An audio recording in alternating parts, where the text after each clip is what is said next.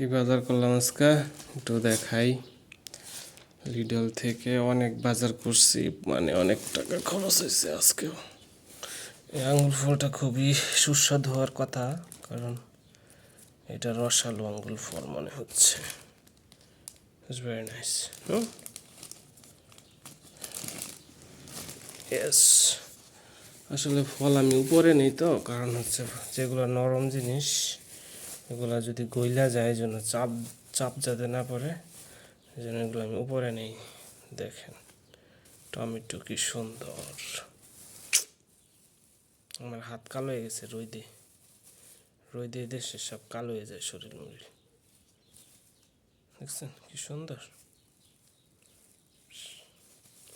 ওইটা দেখাই খুললে হয়েছে, সুন্দর না টমেটো।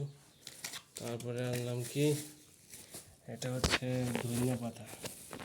এই যে কি সুন্দর তাজা। ধনিয়া পাতা আমি কেন কিনলাম? আমি ক্ষীর আনবো, আমি তো কিছু জানি না। ধনিয়া পাতা দিয়ে এগুলো হচ্ছে কমলা,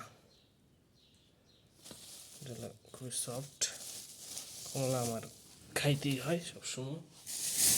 তারপরে হচ্ছে এটা হচ্ছে ব্যানানা, ব্যানানার সাথে কাঁচামরিচ। কাঁচামরিচ আজকে এত দাম, বুঝলাম না আমি কোনো।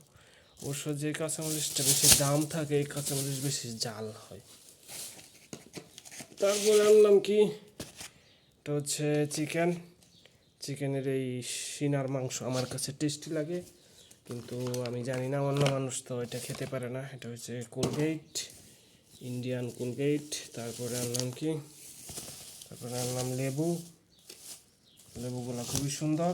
এদেশের লেবু সব হলুদ হলুদ, তবে এই লেবুগুলো হলুদের মধ্যে একটু সবুজ আছে। ওকে, সো পেঁয়াজ। পেঁয়াজ is very big size.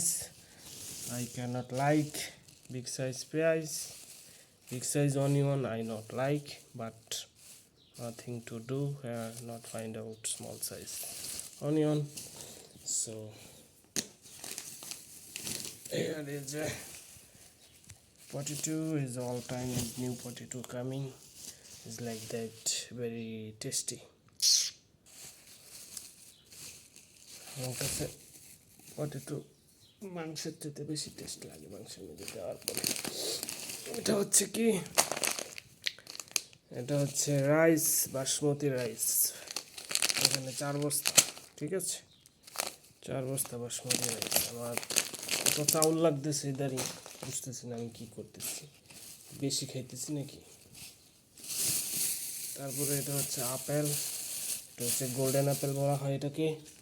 Golden apple কমায় নিয়ে আসছি। আপেল আমি খাই না অবশ্য, কিন্তু মাঝে মধ্যে দেখা গেছে লাঞ্চের সময় যদি আমি ভালো কোনো খাবার দেখা গেছে খাইতে না পারতেছি, তখন একটা আপেল কিনি। এই জন্য তো একটা আপেল নিলাম। তারপরে কি নিলাম, না 5টা আপেল নিলাম। তারপরে কি, ওই যে আমার সবচেয়ে পছন্দের জিনিস, সেটা হচ্ছে গরুর মাংস। যেটা বলে আজকে আপনাদেরকে, এটা আমার কাটতে হবে। এটা হাড্ডিযুক্ত মাংস। কি মাংস রে বা! যাই হোক, কাটলে বোঝা যাব এটার কি অবস্থা, কাটলে না খাইলে বোঝা যাবে। এটার সাথে মাংস নিলাম, এইটুকু নিচে মাংস, আর ওইটুকু হচ্ছে, এগুলো হচ্ছে হাড়ের সাথে মাংস, এইটুকু হচ্ছে ডাইরেক্ট মাংস। এতদিন করে নিয়ে যে ডাইরেক্ট মাংস আমি খাইতে পারি না, কিন্তু এটার সাথে ওইটা মিক্সিং করব।